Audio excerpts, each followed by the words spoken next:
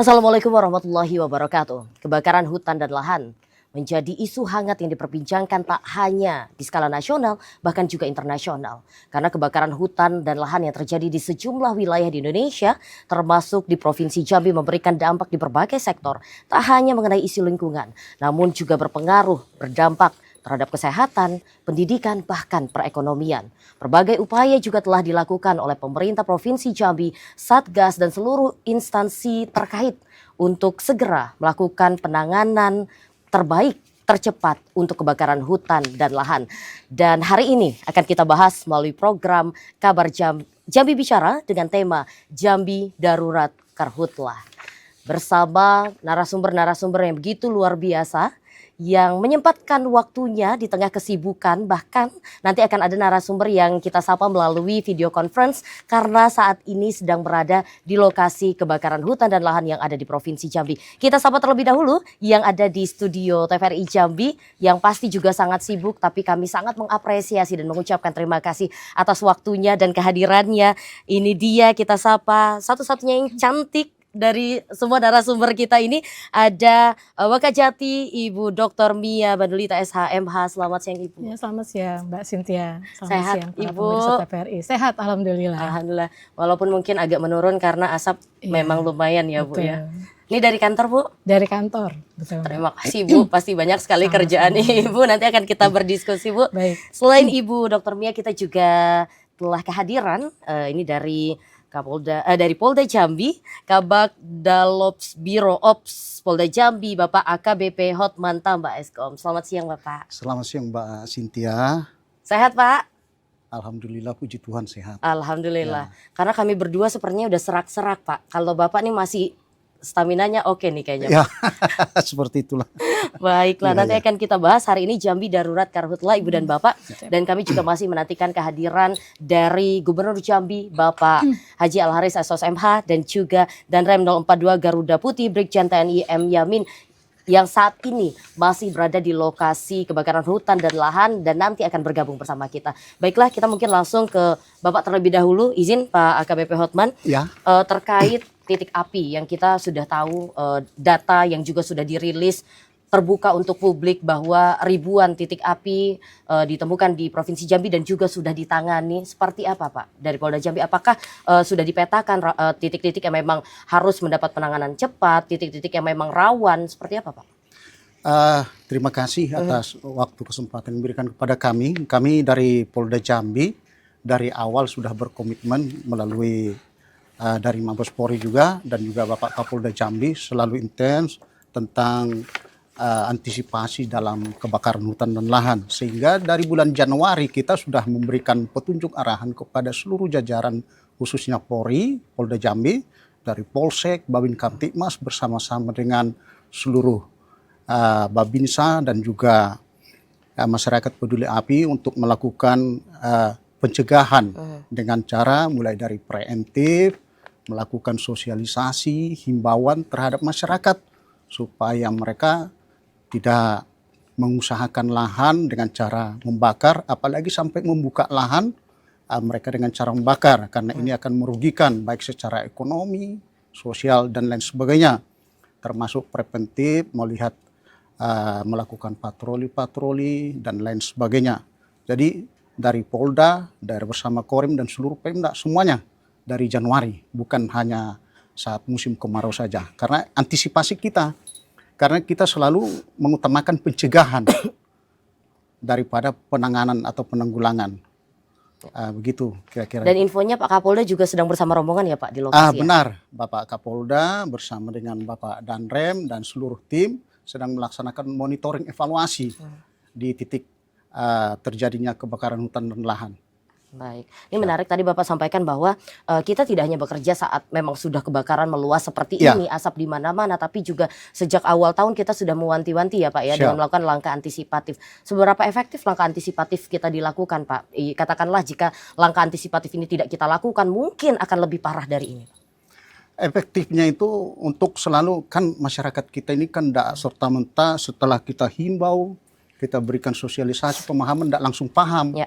Tapi selalu berulang-ulang sehingga ini juga dalam rangka antisipasi untuk mereka supaya ada kesadaran tidak melakukan pembakaran tersebut. Baik, nanti akan kita bahas kembali seperti apa yang ada di Provinsi Jambi saat ini, sudah semeluas apa dan apa yang sudah dilakukan oleh Polda Jambi. Kita akan beralih ke Ibu Wakajati. Bu, kalau berbicara tentang penanganan kebakaran hutan dan lahan, kita sudah sepatutnya tidak hanya membahas tentang bagaimana pencegahannya, pemadamannya, tapi agar tidak berulang bagaimana penegakan hukumnya. Mungkin dari Kejaksaan Tinggi Jambi seperti apa, Bu? Baik Mbak, terima kasih.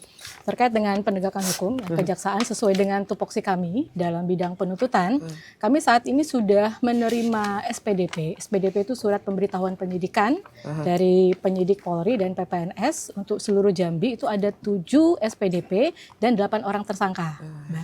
Nah, memang sementara ini yang menjadi tersangka adalah perorangan. Nah, ini yang kami dorong, Pak, terkait dengan strategi penegakan hukumnya. Jadi kita melihat di sini bahwa ketika kita mendorong strategi penegakan hukumnya harus komprehensif. Jadi kita tidak hanya menangkap pelaku pembakarnya. Kita harus berbicara di sini bagaimana sumber api itu berasal, ya kan? Tentu siapa yang membakar. Kemudian kita melihat siapa pihak yang menyuruh. Ya kan, siapa yang menyuruh? Tidak mungkin dia atas inisiatif sendiri, ya kan Pak? Betul. Kemudian siapa pengendalinya, antara lain pemilik lahannya. Dan kemudian siapa yang mendapatkan keuntungan ekonomi di sini. Dan tentunya terakhir adalah kita melihat kalau memang ini ada korporasi yang menjadi intelektual dadernya, kita juga akan mendorong ke situ. Jadi yang kita dorong kepada para penyidik di sini adalah strategi penegakan hukum yang komprehensif. Jadi dari awal sampai akhir kita tidak hanya berbicara mengenai orang yang membakar, tetapi siapa yang berada di belakangnya. Dan itu yang akan kita mintakan pertanggungjawaban pidana. Jadi sampai saat ini ya masih ada perorangan tersangka yang kita terima, kami akan terus dorong untuk pelaku-pelaku lainnya. Oke, dari ini menarik Bu, dari 8 orang tersangka, katakanlah 7 SPDP tadi yang Ibu sebutkan, kan nanti akan ditelusuri lagi apakah ada yang nyuruh, lalu apakah ada yang mendapat keuntungan dan lain-lain. Hingga saat ini apakah sudah ada titik terang Bu bahwa ini tidak hanya bergerak sendiri, katakanlah seperti itu? Iya, kita masih pendalaman ya, Mbak, karena ini kan masih tahap SPDP. Jadi kalau tahap SPDP kita baru terima pemberitahuan penyidikan, tetapi hasil penyidikannya belum kita terima. Nah, nanti kalau penyidik sudah menyerahkan berkas perkara, itu hasil penyidikan berkas perkara, Mbak. Berkas perkara sudah kita terima, nanti kami akan dalami. Baik. Dan kami akan perluas sampai ke pendekatan-pendekatan yang sifatnya komprehensif. Dan masyarakat Jambi wajib tahu ya Bu, karena jangan sampai dikatakan bahwa aparat tidak melakukan apa-apa, padahal masih dalam proses seperti itu. Betul, dan selain juga melakukan kegiatan penindakan, kami juga Pak Kajati kemarin juga aktif melakukan kegiatan pemantauan ya kan, bersama dengan para Porkopimda lainnya, tidak hanya di wilayah Jambi Mbak, tetapi juga di beberapa kabupaten kota yang memang terindikasi titik apinya sangat besar, dan juga ini diikuti oleh para kajari yang ada di kabupaten kota. Kami juga aktif melakukan kegiatan pemantauan dan juga melakukan kegiatan sosialisasi terkait dengan pencegahan pembakaran tersebut. Menurut Ibu seberapa penting akhirnya penegakan hukum ini nantinya bisa memberikan efek jera? Nanti katakanlah nanti sudah ditindak tersangka-tersangka yang nantinya juga didalami dan sebagainya, seberapa efektif nanti akan memberikan efek jeranya, Bu?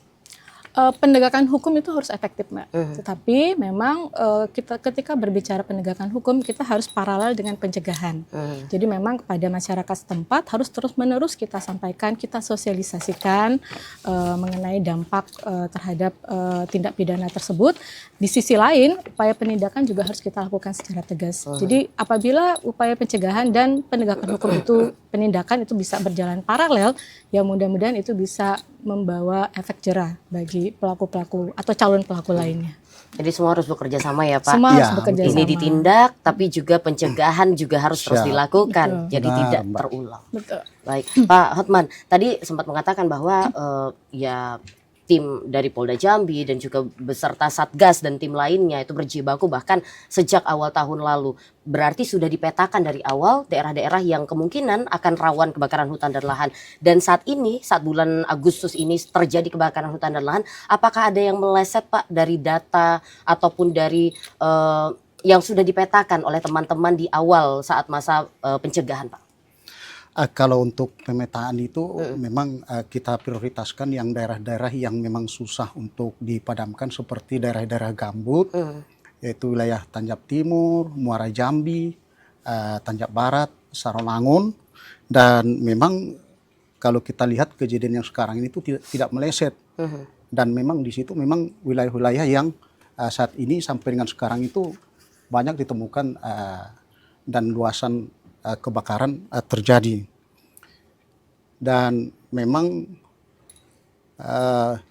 Polda Jambi melalui Bapak Kapolda Jambi itu dengan keseriusannya terhadap mulai dari pencegahan itu, dari awal kita Bapak Kapolda Jambi itu sudah mengeluarkan maklumat Kapolda Jambi yaitu tentang larangan melakukan pembakaran hutan dan lahan di Provinsi Jambi tahun 2026. Karena ini sebenarnya harus disosialisasikan, dan bahkan seluruh Babin Kamtibmas bersama dengan Babinsa dan yang lainnya sudah mensosialisasikan, dan juga di titik-titik yang rawan terjadinya kebakaran hutan dan lahan dari pihak kepolisian sudah memasang pelang-pelang mulai dari maklumat, ada spanduk-spanduk juga, itu bagian dari pencegahan memang. Itu yang dilaksanakan. Dan bahkan di dalam maklumat tersebut sudah dijelaskan di situ bagaimana ketika dia melakukan pembakaran hutan dan lahan itu apa sanksi hukumnya, dan sudah jelas. Baik, Pak. Dari data yang saya pegang itu dari per 23 Agustus kemarin ada 3.632 hotspot yang terpantau. Nah, mekanisme kepolisian untuk menentukan titik mana yang segera dilakukan ground checking seperti apa, Pak? Jadi untuk titik hotspot ini ya memang itu dari aplikasi Sipongi, dan setiap hari dari pihak BMKG itu akan mengeluarkan data-data titik hotspot. Namun titik hotspot ini kan tidak serta-merta itu menjadi sebuah titik api atau kebakaran. Itu hanya sebagai informasi bahwa ada terjadinya, namanya hotspot kan titik panas ya, titik Pak? panas. Ya. Nah, di dalam titik panas ini pun ada 3 klasifikasi. Ada tingkat kepercayaannya di situ. Kepercayaan rendah itu mungkin titik hotspot yang bisa saja saat terjadi panas terik, seng rumah masyarakat itu kan panas, itu bisa terjadi titik hotspot, dan yang lainnya. Jadi tingkat sedang itu sudah 50% bahwa itu titik api, tapi belum tentu titik api kebakaran hutan dan lahan. Seperti di Provinsi Jambi ini kan banyak titik-titik pengoboran minyak, seperti Petrocina, itu pembuangannya itu kan mengeluarkan api. Itu juga terdeteksi sebagai titik hotspot. Dan itu sedang, dan juga nanti ada tingkat kepercayaannya high atau tinggi. Itu juga yang menjadi prioritas kita. Jadi ketika kita petakan, lihat dari data tersebut ada sedang dan tinggi, maka kita akan memerintahkan jajaran Kabak-Op Polres Jajaran untuk memerintahkan kepada seluruh polsek yang terdekat dengan titik hotspot tersebut. Titik hotspot tersebut itu kan ada koordinatnya. Jadi tahu kita, oh ini koordinatnya di polsek mana. Dari situ makanya langsung cepat kita arahkan mereka untuk melakukan ground check. Apakah benar ini titik api atau hanya titik panas. Itu sistem kita untuk melakukan ground check-nya tuh dalam prioritas penanganannya. Baik, ini semakin menarik. Mungkin nanti Ibu dan Bapak kita akan membahas juga. Kemarin sempat viral di Jambi pernyataan dari Pak Gubernur bahwa titik api sudah tidak ada. Mungkin ini berkaitan dengan pemahaman masyarakat terkait titik panas dan juga titik api. Nanti kita bahas, izin ya Bapak Ibu ya. Dan pemirsa, kita masih akan kembali setelah jeda pariwara berikut ini.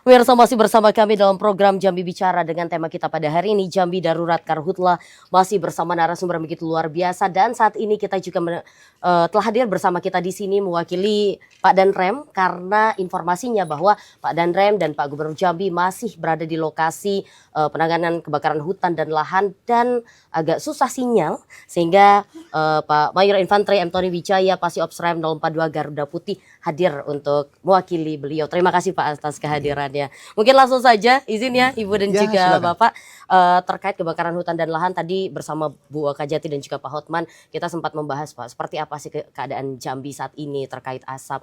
Mungkin dari Korem yang memang terjun langsung dan terus memantau seperti apa kebakaran hutan dan lahan dan sedarurat apa saat ini Pak. Silakan Pak. Aduh, berbicara darurat nih ya. Aduh. Kita Sesuai berbicara tema, darurat Pak. ini ya, karena kita di lapangan ya. Ya. Saya nggak bisa berbicara darurat, tapi kejadian di lapangan ini kan berubah-ubah.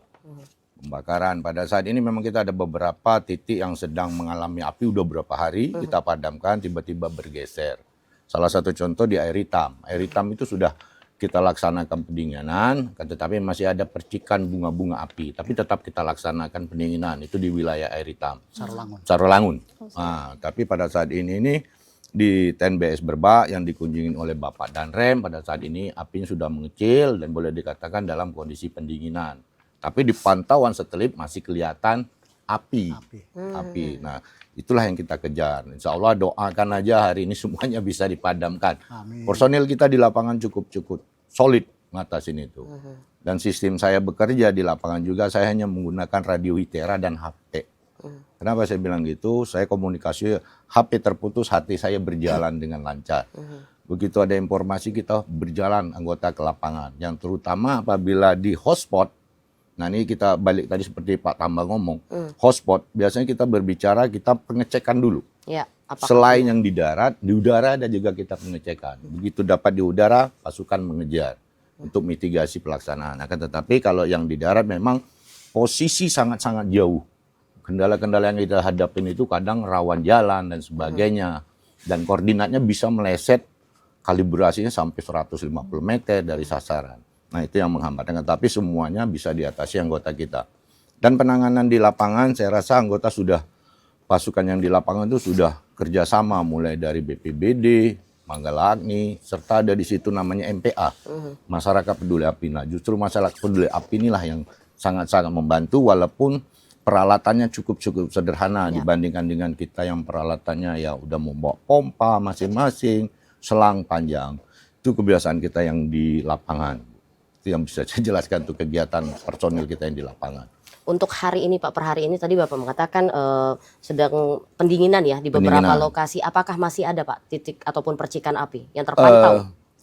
Kita dalam kondisi seperti ini panas cuaca macam ini, kalau saya bilang nanti mati benar nggak bisa. Iya. Karena lahan gambut, terutama yang lahan gambut, posisi api itu mungkin di bawah. Tapi kita hanya bisa menembakkan air ke bawah untuk pendinginannya.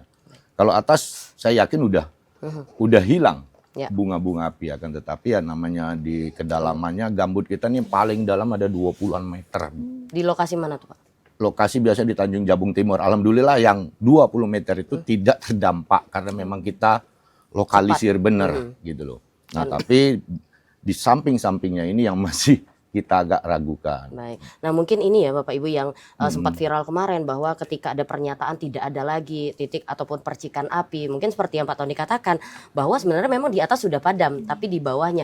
Kalau untuk lahan gambut seperti apa Pak yang dilakukan? Karena kita tahu penanganannya pasti berbeda dengan lahan biasa seperti itu Pak. Kita biasanya di lapangan, lahan gambut itu walaupun dibantu dengan waterbombing, kita biasa membuat sekat-sekat kanal.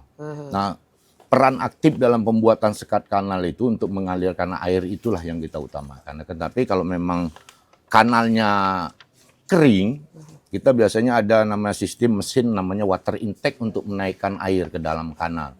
Tetapi secara logikanya kita menggunakan mesin tembak ke dalam air. Jadi hanya jarak antara api dengan sekat kita tembak dengan air untuk tidak menerobos yang kita ini. Itu mungkin Bu yang kita bisa lakukan. Dan itu bisa kita katakan efektif Pak? Efektif, Ya. sangat-sangat efektif kita gunakan seperti itu. Jadi, apakah ini pertama kali Pak kita melakukan strategi seperti ini atau di tidak, Karhutla sebelumnya saya sudah? dari tahun 2015 sudah bergerak di sini dan saya pelaku lapangan. Masya Jadi Allah.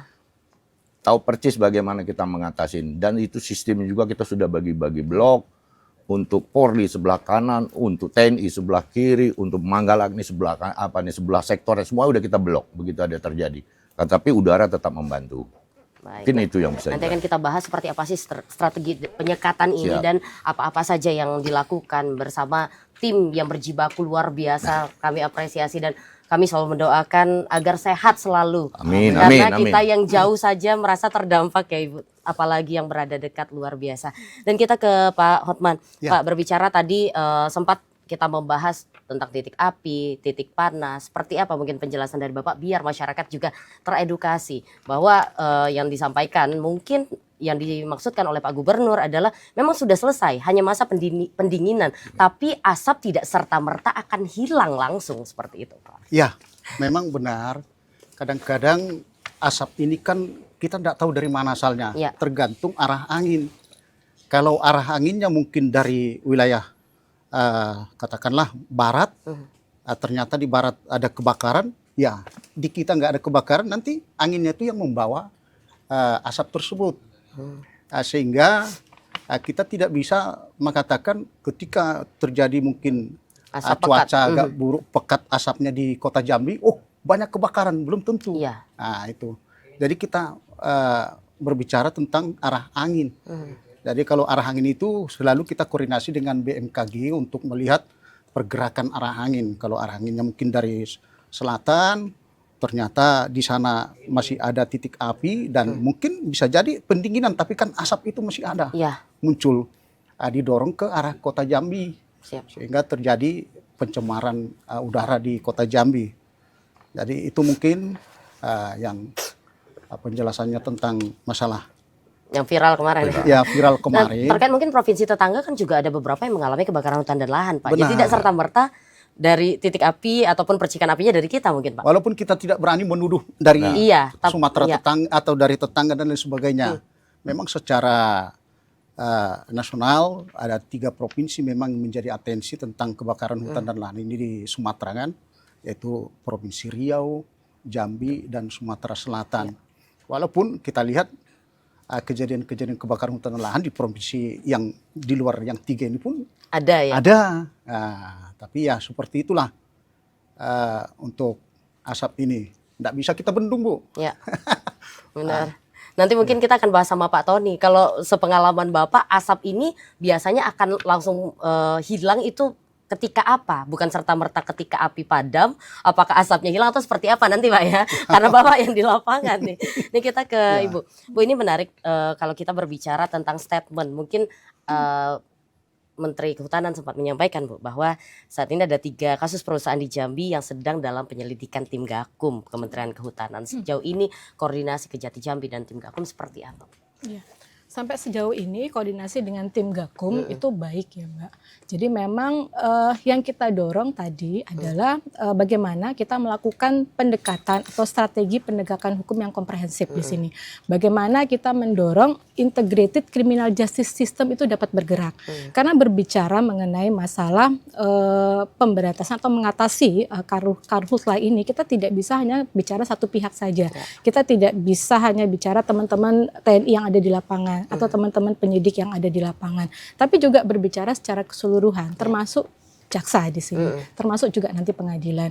Karena memang strategi tersebut bisa membawa dampak, bisa membawa efek jerah kepada masyarakat, kepada polluters atau kepada pelaku di sini apabila kegiatan tersebut benar-benar berhenti, ya kan? Kita tidak bisa berbicara hanya kita cukup memadamkan api, nggak bisa berbicara seperti itu ya Pak ya, karena nanti pasti akan ada kejadian lagi seperti itu, ya kan? Jadi tidak ada efek jerah kepada masyarakat. Nah, ketika kita berbicara mengenai bagaimana caranya kita membawa efek jerah kepada masyarakat, kita harus melakukannya secara komprehensif. Kita tidak bisa hanya sekedar menghukum pelaku yang membakar tersebut, tapi kita lihat dulu nih yang di belakang dia siapa, yang menyuruh siapa, sehingga kemudian yang kita lakukan saat ini, yang kami lakukan saat ini, pendekatan kepada penyidik, mendorong kepada penyidik untuk menerapkan yang namanya prinsip multi-door approach.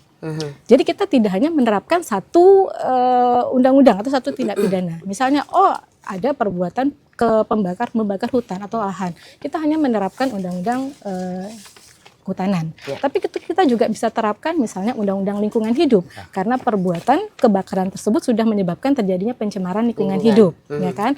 Atau mungkin kita terkait dengan perkebunan, apabila memang lahan tersebut adalah lahan tanpa izin. Atau kita melihat misalnya ada TPPU-nya, ya kan? Atau kita bisa jaring korporasinya. Kenapa harus korporasi, Pak? Karena untuk menjaring mastermind-nya. Siapa pelaku utamanya di sini? Karena mastermind itu pasti tidak terjamah, Pak. Ya kan? Yang terjamah adalah pelaku pembakaran. Sementara pembuktian di lapangan itu pasti akan sulit. Ya kan? Menangkap pelaku pembakar pasti sulit kan, Pak? Ya kan? Ya. Dia bakar terus dia lari. Tidak ada bukti Ya kan? langsung. Tidak ada bukti langsung.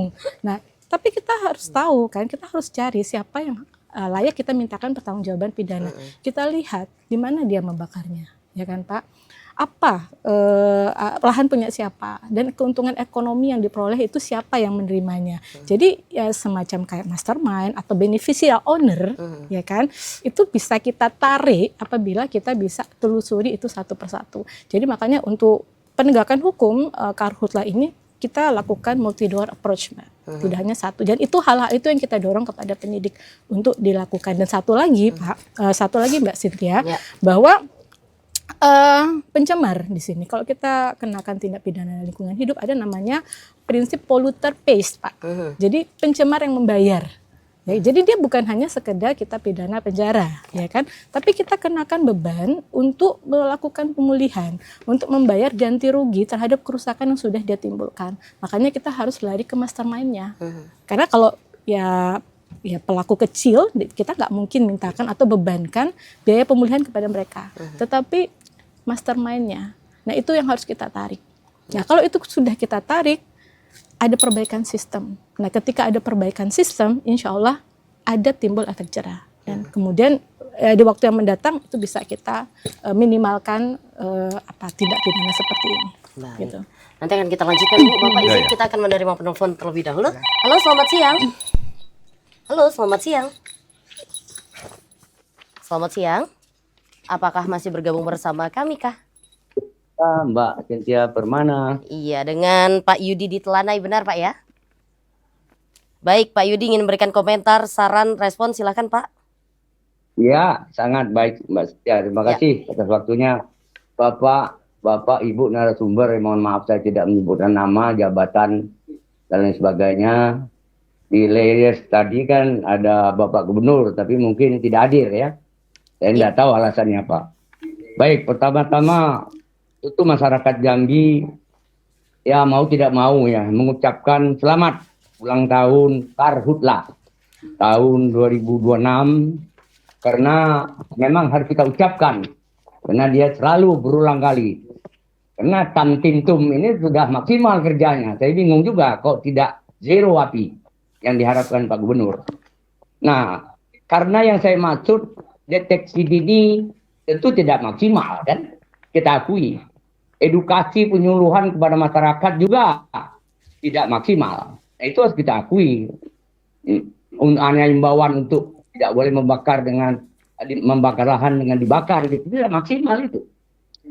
Di desa itu kan ada Kapolsek, Kapolres, Kapolpos, kadesnya, tokoh masyarakat, tim-tim yang berada. Tapi tetap saja titik api itu atau berulang kali. Tentu data titik-titik api itu ya yang sering dilakukan masyarakat itu sudah tentu ada itu di bapak-bapak ini. Kita bingung masyarakat ini, kok tetap aja ada api.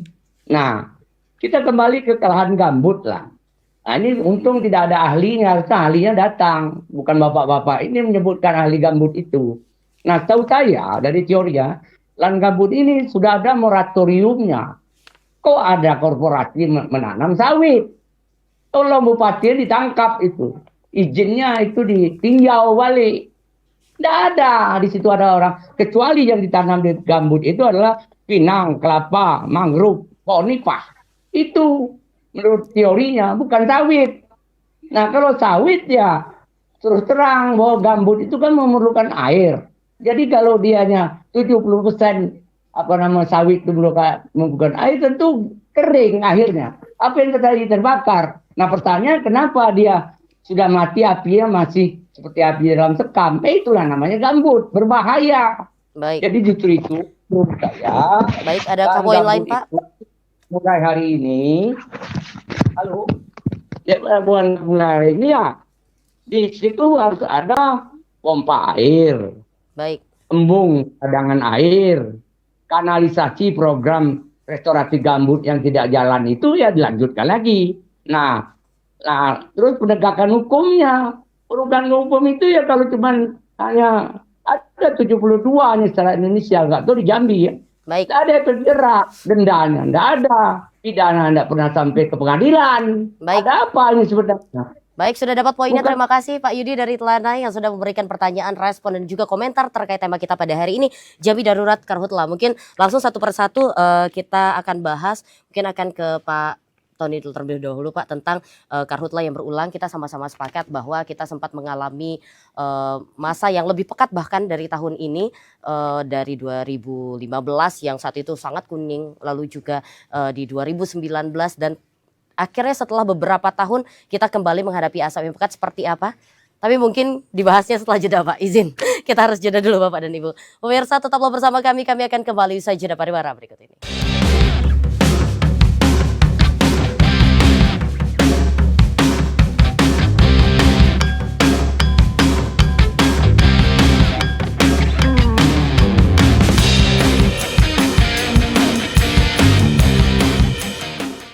Pemirsa, masih bersama kami dalam program Jambi Bicara dengan tema kita pada hari ini, Jambi Darurat Karhutla. Masih bersama 3 orang narasumber begitu luar biasa. Dan tadi juga sempat menerima telepon interaktif dari Pak Yudi dari Telanai. Akan kita bahas di segmen kali ini bersama Pak Tony terlebih dahulu, Pak, izin terkait kebakaran hutan dan lahan yang berulang. Tapi kita sama-sama mengetahui bahwa kita lumayan vakum di 2019, lalu baru terjadi lagi di 2026. Ini lumayan panjang dan kita pasti mengapresiasi. Sebenarnya seperti apa, Pak? Kenapa ini masih terus berulang? Oke, kita balik dulu ya, Ya. back dulu. Nah, strategi penanganan hutan ini kan tidak langsung jadi. Ya. Kita lihat, 2019 kita udah bekerja Ya. ekstra. Nah, kita bagi dalam dua operasi di sini, operasi darat dengan operasi udara. Nah, di dalam operasi udara awalnya kita melaksanakan patroli dan waterbombing, tetapi sekarang udah nambah. Nah, ini hari ini sampai tanggal 30 kita rencanakan OMC. Nah, tapi OMC itu ada syarat-syaratnya. Ya. Salah satunya ada awan yang bisa menampung air. Heli kita sudah standby untuk melaksanakan hari ini. Tapi masih dilihat situasi apabila ada nanti sore mungkin kita terjunkan untuk melaksanakan itu. Jadwal kita laksanakan untuk OMC mulai tanggal 27 ini sampai tanggal 30. Sementara untuk pasukan darat, sebelum kejadian ini kita pun sudah melaksanakan edukasi namanya, kemudian sosialisasi kan, dan ada patroli dan sebagainya. Kita juga saya bentuk dengan tim-tim ini untuk Jambi ini titik-titik rawan memang yang sangat-sangat prioritas adalah lahan gambut. Akan tetapi tidak semua lahan gambut yang berpotensi. Makanya kita tentukanlah untuk wilayah Provinsi Jambi ini ada 81 pos. 81 pos itu udah terdiri lengkap. Mulai BPBD, Polri-nya, TNI-nya, kemudian Manggala-nya ada semua di situ. Dan tim ini akan bergerak cepat apabila terjadi sesuatu. Jadi saya rasa kalau untuk penanganan sudah cukup. Dan dibanding-bandingkan dengan, kita tidak boleh membandingkan dengan wilayah lain toh. Ya. Kalau lihat titik hotspot pada saat ini untuk Provinsi Jambi ini termasuk paling bawah. Ya. Provinsi Jambi termasuk paling bawah. Jadi statement-statement yang mengatakan hotspot hari ini ada kemarin sempat sampai 400 sekian. Ternyata di lapangan kan tidak 400 sekian. Hanya sekian yang terbakar. Yang memang benar-benar menyatakan titik api. Tetap kita laksanakan. Segala usaha proses kita laksanakan. Doa yang kita butuhkan sekarang yang di lapangan itu. Anggota tuh dalam keadaan sehat untuk melaksanakan pembasahan itu.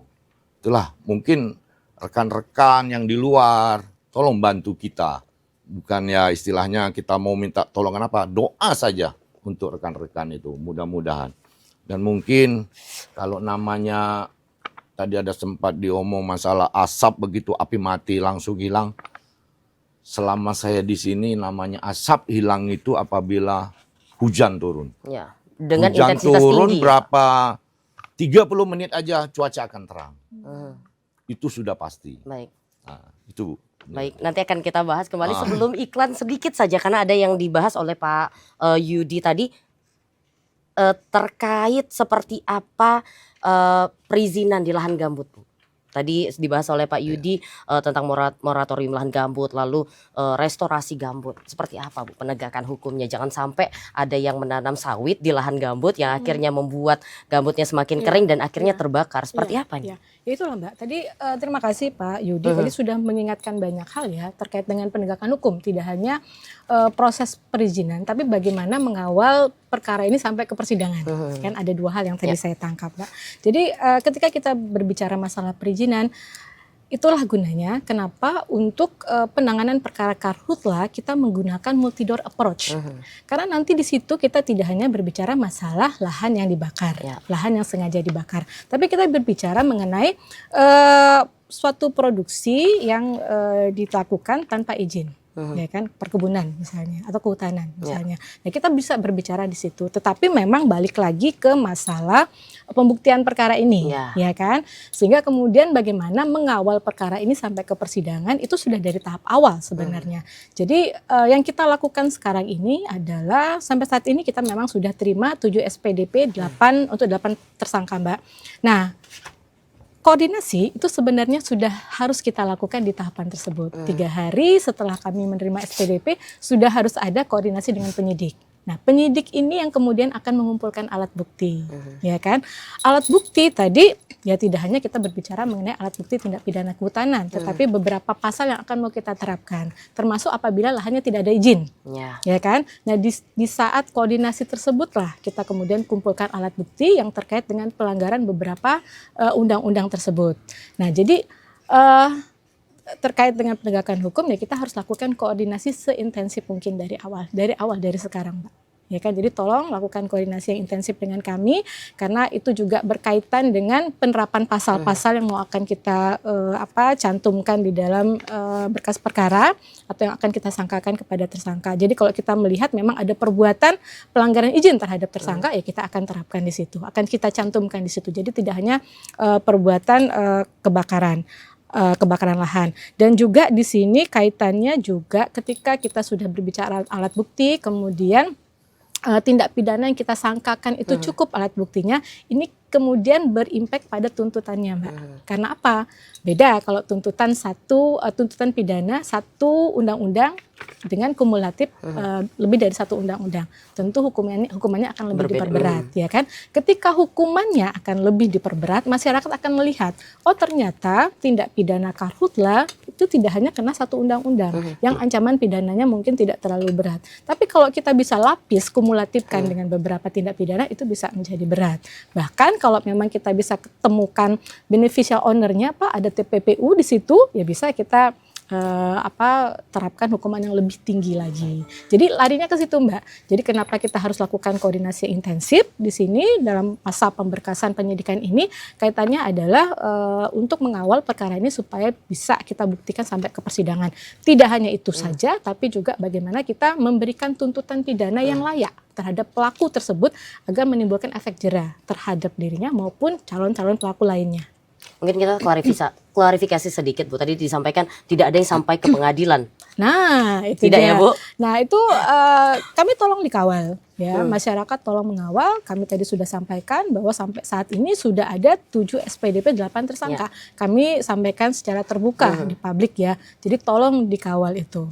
Kalau SPDP sudah masuk ke kami, Mbak, kami dengan koordinasi yang baik dengan penyidik, kita pasti akan memaksimalkan proses penyidikan dan perkara itu pasti sampai ke persidangan. Cuma masalahnya kita tidak hanya berbicara bagaimana melimpahkan atau membawa perkara tersebut ke persidangan, tapi bagaimana kita melihat kualitas dari perkara tersebut, Mbak. Jadi jangan sampai nanti yang menjadi tersangka adalah pelaku-pelaku kecil yang kemudian sebenarnya pertanggungjawaban pidananya kita tidak bisa mintakan lebih. Misalnya kalau kita mau tuntut untuk membayar biaya pemulihan dan sebagainya, kita berharap ada intelektual dadarnya, ada mastermind-nya di sini yang bisa kita mintakan pertanggungjawaban lebih untuk perbuatan pidana yang sudah dia lakukan. Jadi lebih kepada kualitas dari perkara yang akan kita bawa ke ke persidangan. Siap, luar biasa. Nanti kita akan update terus dan mungkin kalau ada pertanyaan bisa ya Bu, karena kita Silakan. punya call center dari Kejaksaan Tinggi Silakan. Jambi. Baik, kita ke Hotman, ini pernyataan terakhir sebelum kita closing statement ya Bapak Ibu ya. Seperti tidak sempat jeda lagi, kita ke Pak Hotman. Pak, tadi ada juga statement yang mengatakan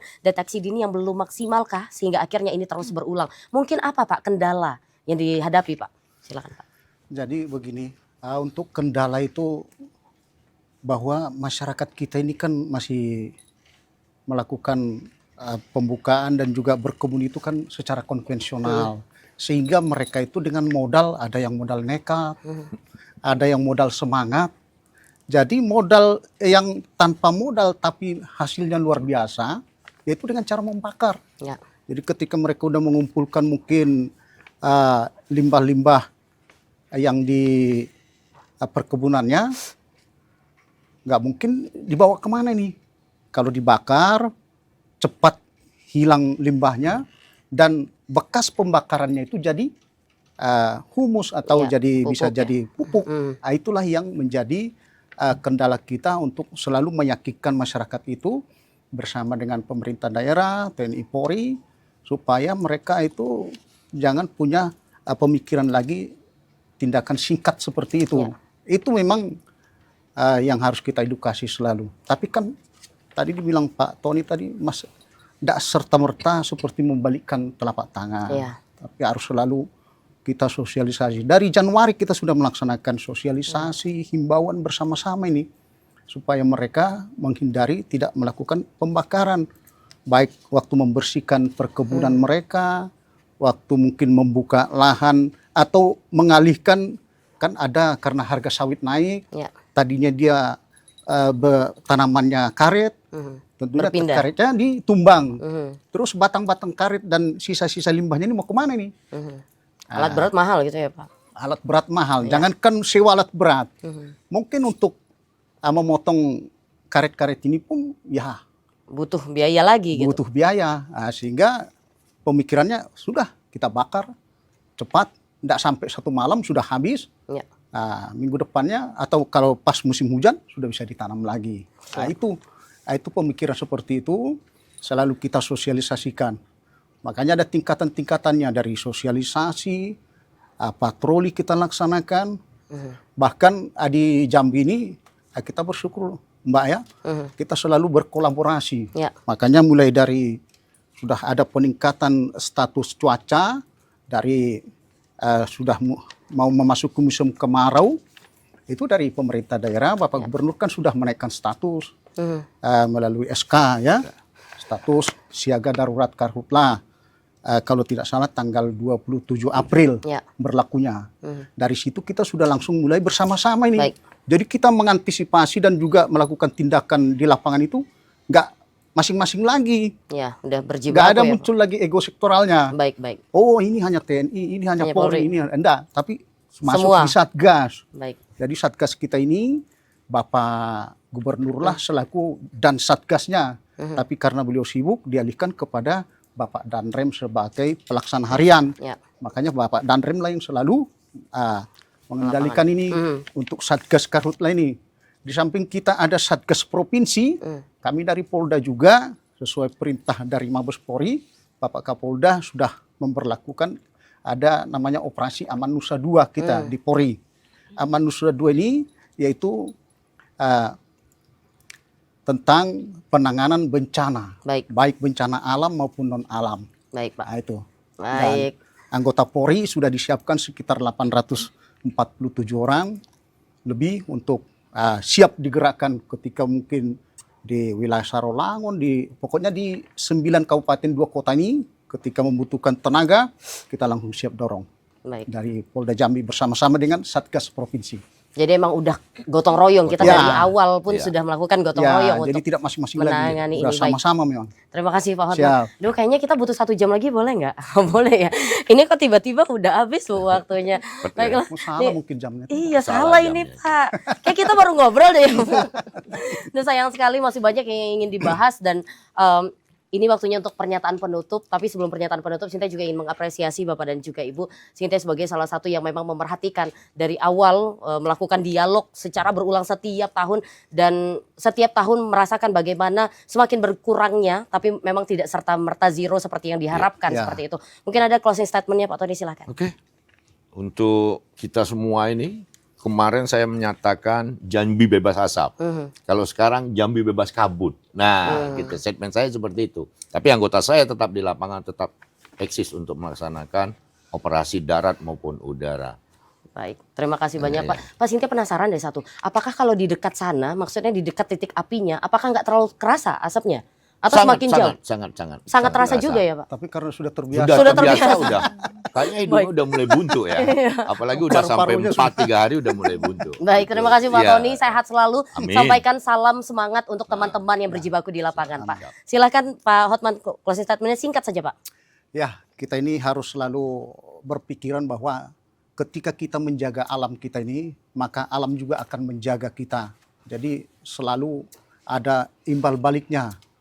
Dengan kita menjaga alam, menghindari kebakaran hutan dan lahan, maka Jambi akan masyarakatnya sehat, ekonominya lancar, berjalan dengan baik, dan semuanya sosial juga berjalan dengan baik. Mungkin itu saja dari saya. Baik, terima kasih banyak Pak Hotman atas waktunya. Nanti kita berdiskusi lebih panjang lagi. Mungkin kita request 2 jam Pak. Baik, silakan Bu Wakajati. Kalau dari kami kejaksaan ada 3 hal ya. Siap. Pertama adalah penguatan strategi penegakan hukum karhutlah. Ya, kita tidak hanya berbicara mengenai sumber apinya, tapi kita juga berbicara siapa pihak yang menyuruh, ya kan? Siapa pengendali, pemilik lahan di sini, siapa yang menarik keuntungan ekonomi dari sini, dan kalau perlu kita minta pertanggungjawaban korporasi. Itu pertama. Yang kedua adalah penerapan pendekatan multi-door approach. Ini kami dorong para penyidik tidak hanya menerapkan satu pasal atau satu undang-undang. Ya kan, bisa ada undang-undang lingkungan hidup, undang-undang kehutanan, perkebunan, bahkan ada TPPU-nya kalau bisa. Yang ketiga adalah tingkatkan integrated criminal justice system di antara kita para APH di sini. Karena memang untuk pembuktian tindak pidana karhutlah ini cukup sulit, Mbak. Makanya kita perlu explore alat bukti yang sifatnya scientific evidence ya, Mbak. Dan itu terus dilakukan dari awal. Nah, disinilah diperlukan keterpaduan antara APH dalam koridor integrated criminal justice system sampai ke tahap persidangan nanti. Itu dari kami, Mbak. Siap, terima kasih banyak sekali lagi Bu Sama-sama. Wakajati, di tengah kesibukannya tetap berkenan hadir. Sama-sama. Terima kasih sekali lagi Bapak Ibu. Dan pemirsa, demikianlah program Jambi Bicara pada hari ini seperti yang disampaikan oleh narasumber bahwa penanganan kebakaran hutan dan lahan tidak hanya tugas Satgas saja, tidak hanya tugas pemerintah saja, namun tugas kita semua untuk sadar, menyadari bahwa lingkungan adalah milik kita bersama dan anak cucu kita juga berhak untuk mendapatkan lingkungan yang aman, lingkungan yang bersih dan juga lingkungan yang sehat. Saat ini aparat penegak hukum juga terus bekerja. Bukan tidak ada tersangka, tetapi pembuktian tidak semudah kata. Butuh pembuktian yang benar-benar konkret untuk bisa melakukan penegakan hukum yang nyata. Demikian, wassalamualaikum warahmatullahi wabarakatuh. Sampai jumpa.